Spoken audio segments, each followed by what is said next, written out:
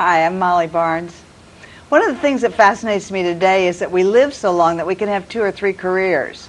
I've had, I think, 3 careers, and I think most of us have, always somehow involved with the visual arts. My guest today has made a career change, and he interests me not only because he's made a change, but because he's doing so well as an artist. His name is Stephen Robert Johns. I judged an art show in New York recently, Artist Talk on Art, and I gave Steve an award, and I was really glad I did because I got to show his work and also to see him and get to know him. So without further ado, Stephen Robert Johns. Nice to meet you, Molly. Thank you. Stephen, what was your career before? Well, I was always an artist, but landscaper. I loved landscaping. You went to Art Center? You went to Cal Arts? I went to Chouinard Art Institute. I studied there until they made the transfer to Cal Arts. At that time, I was a third-year student, ready to graduate in 1 year, and waited for the school to have the finishing touches on it, which took about 2 years.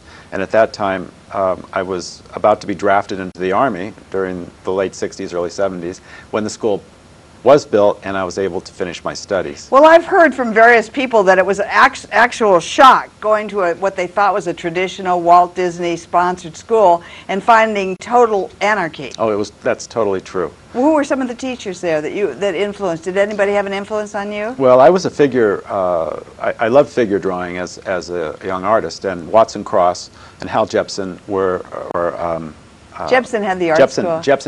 Jepson was one of the top drawing teachers, and also Watson Cross, and I really enjoyed being there. Reap was another artist, teacher there, and those 3 artists influenced me, and also Kanemitsu. Really? Mm-hmm. Then, Mike Kanemitsu. did they drive you away from the art world? How did you end up as a landscape architect? No, I had a reasonable amount of success as soon as I entered my senior year at Cal Arts, and I was painting in my garage, and Tamara Thomas had heard about my paintings through an architect in Beverly Hills. And who was that? Tamara Thomas was one of the... Oh, I know her, but who was the architect? It was Don Snow and Peter Munsell. Okay. And Peter Munsell was doing rather well in Beverly Hills at the time. So Tamara saw my work, came by the garage, met my mother, and and next thing you know, I'm in a 3,000 square foot studio that I was renting so I could handle the projects that she was putting my way. Really? Mm-hmm. Now, how do you find that, now you've become a painter again, but how do you find the two coincide? Do you use... It's so ironic. Oh, okay, go on. It's strange. I don't mean to interrupt you, but as a painter, I was doing everything I wanted to do in my whole life. I was always given crayons and pencils and paints as a young child, To make it into art school wasn't easy. To graduate from art school wasn't easy. And then all of a sudden to be working for a living as a painter wasn't easy. But I found that painting stripes and circles and minimal art, reductive art, wasn't exactly, sort of taught me the ropes of landscaping when I was experiencing this burnout. Is there a tradition? I noticed that there's sort of a fad in framing. There's also a fad in landscaping. For example, if you go up to Hudson, you see that Bob Irwin has designed all of the outdoors, and it's sort of something that is totally new. But 10 years ago, it was totally different. Yeah. There are styles in landscaping. There's fads, there's styles. Exactly. And I don't know what dictates it. These are times when you know, you hope you're not influenced by it. You want to show your own creativity, your own self, your own style. But so often we get caught up in what sells and what's going to put money and food on the table. Well, you have a lot of movie star clients. Do they all want the same thing? Like somebody will have one and then they'll all copy it? Well, that is true. One of the foremost requirements for a good landscape is that it doesn't cost a lot of money. Really? And especially with clients that have a lot of money. They don't want to spend a lot of money, and especially on maintenance. So you're always tackling a project that has restrictions on it, financial budgets that are on it. And I love doing Japanese influence gardens, and I think that comes from my teaching with Kanemitsu and Watson Cross at Chenard. That's very interesting. Now, do people in Southern California want things that doesn't require a lot of water? Yes, well, especially in the 80s and 90s when we had such strict water requirements. Now it's not so bad, but I think that anything goes now. It's almost like the art world and painting. What about the Getty? Do you like that garden that Bob Irwin created? Do you really? I love it, yeah. We all laughed at it, thought it was so awful, and now Yeah. it's become just beautiful. Well, Bob's a conceptual artist, and with his landscaping, you see something that's more tangible, that's not so Ephemeral. Yes, Yeah. exactly. It's not so hard to pin down exactly what it is. And he really worked hard on that, and I appreciate that. I can see that took a lot of thinking, and he had to do a lot of research in nurseries and talk to specialists. And I read about what he had done, and he did a lot of work. And I had just received my state contractor's license. That's how serious I was about getting into my landscaping, so that I could do what I wanted to do and feel not only legal about it, but also sincere. And at that time I was reading about the Getty and how this grandiose garden had taken shape under his guidance, and I was pretty impressed. I did have suspicions as to whether it would be that great, but I think it's every bit as great as it was meant to be. Now, do you make allowances for places where people can court and where people can think, you know, have different parts of gardens? Well, if I wouldn't have work if I didn't. I mean, most of my clients really want to have an input into what I do in regards to a garden. I like to think that they hire me because of my creativity, but so often they have a look that they like, and very often it's a look they saw at a garden that I had done before. Really? Mm-hmm. Well, someday I'd like to follow you around. How did you get into the fine arts business again? You've made a very aggressive, you have a show right now at the Los Angeles airport, which you're going to tell me about, I hope. Yes. And how did you get into painting again? Well, it was funny. I was working in a garden room for one of my clients, just organizing plants, and I was listening to the radio, and I heard that David Hockney was giving his time, as well as Frank Gehry, other name artist in Los Angeles, giving their time at Barnstall Park to assist children that were gifted to further their career and study at their classes. And David was giving time there? Yes, he was giving time at the Junior Art Center. So I called, and this is something I would never normally do. Myself to Joan DeBruin, who was the interviewed me, and she asked me what teaching experience I had, and I said, well, the only teaching assistant work with me in my studio for creating 100 paintings for the Hyatt Regency in New Orleans, and she said, well, that's good enough. You've guided someone through teaching how to do your artwork. I'd like you to see how you do it with children that have disabilities. So they hired me to work with Mary Martz, who was the director of disabilities. But I went up and introduced myself at Barnstall Park and Living Arts program. Fantastic. And I was under a probation period for and then they hired me full-time. Okay, what were one of the favorite things you'd give them to do? Maybe 6 weeks.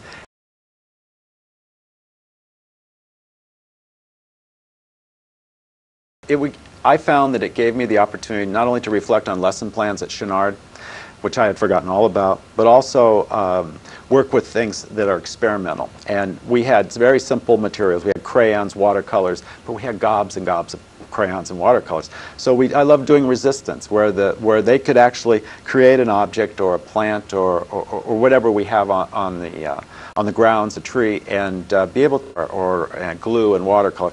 And this reflected three-dimensionally. I ended up teaching a class called Processes that was spawned from this living arts course with the disabled. And junior high and high school students were brought in from LA City schools just to learn this Processes class to help them make that move into art school or into the fine arts. And what was Frank Gehry doing there? Frank Gehry was doing furniture out of cardboard.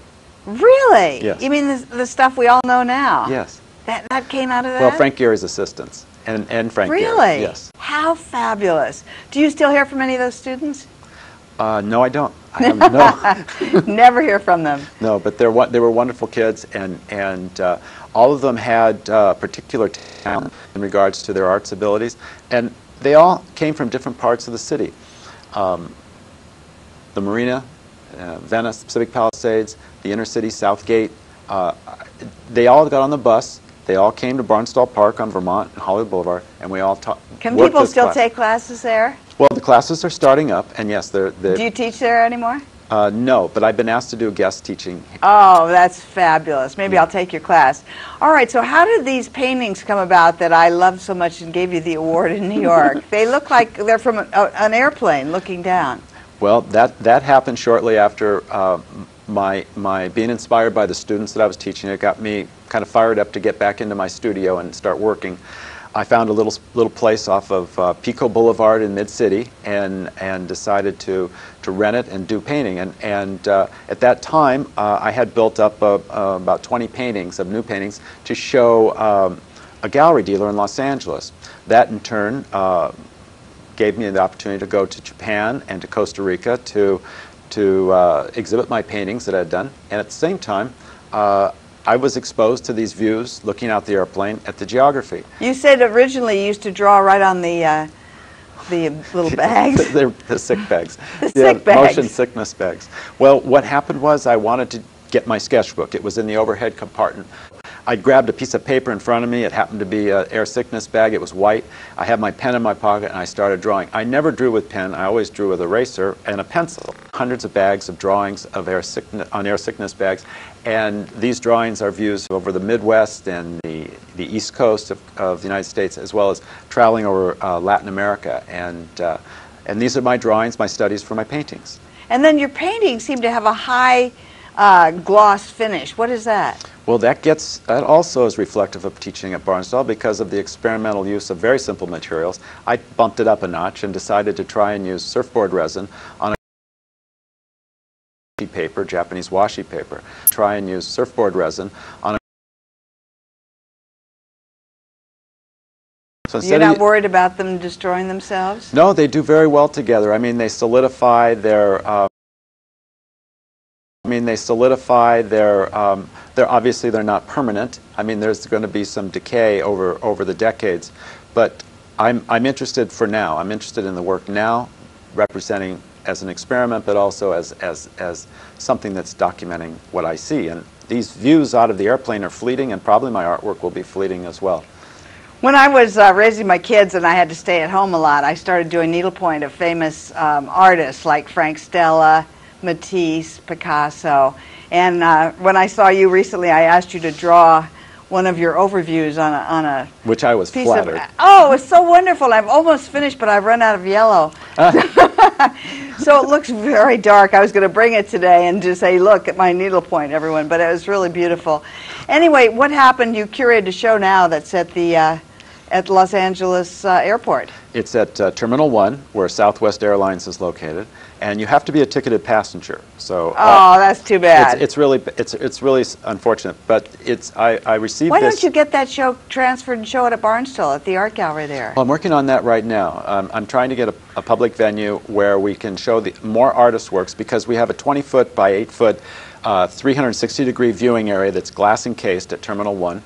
And like I say, you have to be a ticketed passenger. Oh, that's too bad. But we do have the show running concurrently at Ruth Bachhoffner's gallery in Bergamot Station in Santa Monica. Here in Los Angeles, and that show will be up till September 3rd. All right, now tell us who are some of the art. It's all overviews of Los Angeles? It's all, well, it's overviews of different areas, I'd say, of the United States. I mean, I have Peter Alexander, who loves things that glow. And so his work are of nighttime views of the city. I went to school with him, and he used to break the rule that you should never paint on velvet.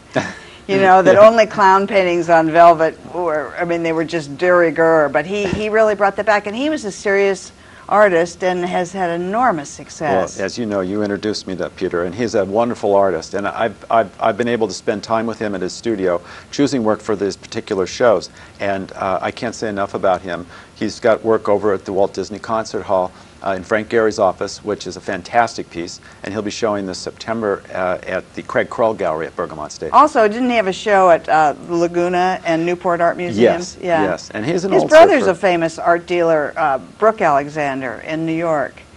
Okay, who else is in the show? Speaking of New York, David Kapp. He's an artist from New York. And he's paints the cabs and the overview. Yes, an overview from could be the 4th floor, could be Amazing the 30th floor, paintings. and they're just most wonderful interpretations of looking at an intersection from above. Yeah, so really, and you get all the energy, you get that feeling of New York City. And it just fits so well into this exhibition. And I met David Kapp. Well, I was introduced to his work through Ruth Bachhoffner, and just a wonderful, wonderful artist. And the title of the show is AGL, Above Ground Level. This is an aeronautical term used to convey to the control tower from the pilot that the plane is actually lifted off. So I thought that would be wonderful for representing not only someone who interprets an aerial view such as Peter Alexander, but also someone who interprets a view looking down on the city street. Who else is in the show? Laddie John Dill is in the show, and Laddie's work is known in Los Angeles since the 70s, and he's a very, very exciting artist. And his work is He taught for years at UCLA. He also started a free art school where he had the best teachers in town, called the School of Art and Architecture and Design. And do you know, I had someone come up to me at the airport when we were doing the installation, and she was a student of his, and she wanted to let me know that she was a student of his and how much she really appreciated Well, seeing I heard that his big painting sold out of the show it at did. Ruth's. That's it did. great. Yeah. He works with grout, aluminum, and everything. Everything. Well, he's Concrete. known for his glass and concrete and these massive pieces with very sedate colors and then a splash of bright color. But this piece over at Ruth's is a fantastic piece of. I heard today, I was just at the gallery from Ruth, that the piece was viewed by a geologist who had come in, a collector, who fell in love with the piece. Now, he didn't buy this piece, but I think he wants another piece similar to it, because he thought that it was the best representation of ground, looking down on ground from, it could be any height. Really? Yes. Isn't that fabulous? Are there any others in the show? Yes, there's Scott Catano, who works with vacuum formed plastic on chrome metal structures, and his work is very microscopic. It's probably the closest of looking down on an object that I have in the show. Mary Hebner, who works on paper and also is very inspired by aerial views. Her husband is a photographer for National Geographic. Well, he's hired by United Airlines and different companies to go out and shoot different sites. So he's going around the world all the time, and of course takes Mary with him, and they have the opportunity. She has the opportunity to see these incredible locations, and she may be in Cambodia. She's going to Greece in September the 2nd. So she has the luxury of not only having her husband photograph these wonderful sites, but she gets to do these beautiful paintings. Now tell me about, don't you spend a lot of time in South America or in Well, in Costa Central Rica? America, yes. Yeah, how did that come about? Well, in 1998, I received a fellowship from LA Art Corps, which is a gallery here in Los Angeles, nonprofit gallery, which represents many young and mid-career artists. and they offered the fellowship to paint in an art colony in Ciudad Colón, which is about 40 miles outside of the capital, San Jose, Costa Rica. And so I was there for 6 weeks, and that's when I was first introduced to those beautiful views, traveling over the rainforest from the lower parts of Mexico into all the beautiful countries of Central America. And from those drawings I created on the air sickness bags, I was able to do drawings and then paintings in the studios that are set up at this art colony. It's called the Julia and David White Artist Colony, and it's run by William White. What's he like? He's a character. He's kind of an old gruff guy who he can walk around in his underwear in the middle of the day, and at the like same Night time, of the Iguana. like Night of the Iguana, or he could be dressed up in a nice suit and tie and be entertaining socialites to try and encourage some And I find that the climate is fantastic because it's about 75 to 80 degrees all year round. If you travel to the coast, Pacific or the Caribbean, you're going to notice a lot more mosquitoes and a lot more humidity. Steve, what's your if you have to choose between being rich and famous, what's your choice? Well, I think I would prefer being famous. Oh, good. Because if you do something unusual, the money will follow. But it's amazing listening to you talk, and we've never had a conversation like this before. Things happen to you. It's almost like serendipity. You'll go someplace, you'll be late, and then somebody will appear. Yes. And your life will be changed. Is that correct? That's correct. Yeah, I have I do try to be punctual, but at times I'm delayed, and for whatever reason, there's a purpose involved. And serendipity is a very good word to describe how my life has been, because after all, I started out with a very successful painting career right out of art school, and an art school that wasn't at all what I thought art school should be like. And for whatever reason, I burned out and was doing landscaping. And 8 years later, I find myself putting 5-7 years worth of work together, which I'm now showing not only here but also on the East Coast. And the ironic thing is that a lot of them are landscape studies. Now, how would you compare? You've started spending a lot of time in New York. How would you compare the art scene in New York with Los Angeles? Well, I'm a resident of Los Angeles, but I'd say New York is head and shoulders above Los Angeles in regards to the art scene. You've met everybody there. You know, it's true. I've been fortunate enough to meet artists that are in their 80s and 90s, but I find that city to be fantastic. It's made for artists. How would you describe your personal philosophy of art? What is it you want to communicate to the viewer? What kind of emotion? Sincerity. Really? Yes. That's not easy because, after all, everybody sees something differently. They interpret something differently. But you as an artist should know how to communicate that. It's like a good writer. Or that's what I feel is important. Yeah. Where do you see yourself in 10 years? Well, I hope doing the same thing because I love what I do. And the opportunity to curate shows. Yeah, well, you're good at that. That is unusual because most, well, the gallery dealers that I've spoken to ask me, why are you doing this? I mean, you're an artist, you should be painting. I said, well, I like doing it as well as painting. And I don't have to sacrifice my drawing or painting time to curate a show. Who are the artists that you most admire? Well, who's a big influence on you? A big influence on my work is Ellsworth Kelly. Really? Yes. He's a friend of mine. Well, I think he's one of the most influential artists in my career. Why? Well, clay, but because as I was growing up, I was given books by him, and Delaunay, another artist Sonia and Robert Delaunay, whose art I've always admired, and always I think, I could say Paul influenced my color studies. But Ellsworth, why Ellsworth? His simplicity and the drawings or the three-dimensional designs? Well, I think that he's a reductive artist. That's right. He takes a drawing and reduces it to a simple form in his painting and sculptures, and this is what I really admire about it. Who else? Well, I like Picasso. And everybody hates Picasso, or everyone has something at fault with Picasso. Says something Why? at I've fault never heard that. Well, because of his ability to take something that's somewhat jealousy, and I've always admired his work. In fact, every book I can get on Picasso, I'll try and get. I just love reading about him, and it's fascinating. What about some of the contemporary LA artists? Are you a fan Well, of I'm a big fan of Gronk.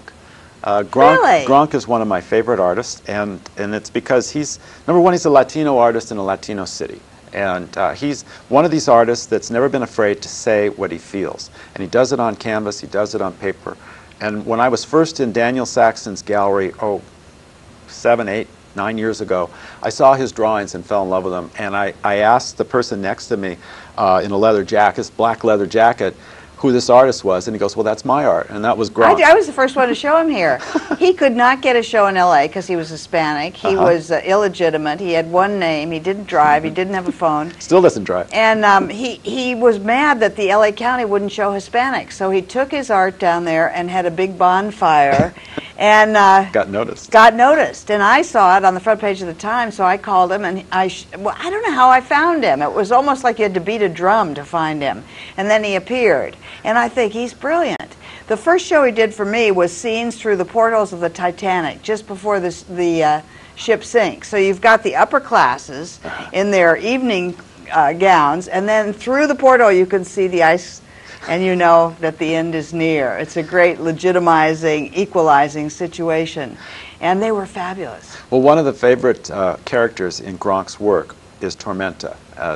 Exactly. And an opera singer whose back is always to the viewer, but facing the audience. Yeah. And there's just something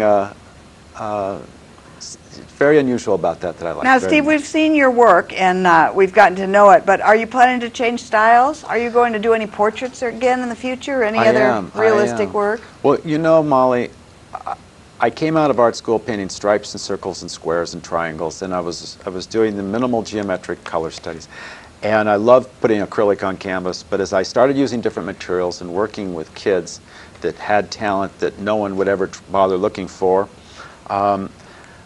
after going to traveling over these wonderful geographical locations such as Latin America or even the Midwest in the United States, I discovered that I have abilities to put down on canvas or paper that's something more than just stripes and squares. And so my landscape studies over the last few years have prompted me to want to do figurative, and that's how I got it in the style in the style that I've been doing my landscape studies. So I'm hoping in the next few years that there'll be some figure studies out there that you'll recognize as being my landscape studies.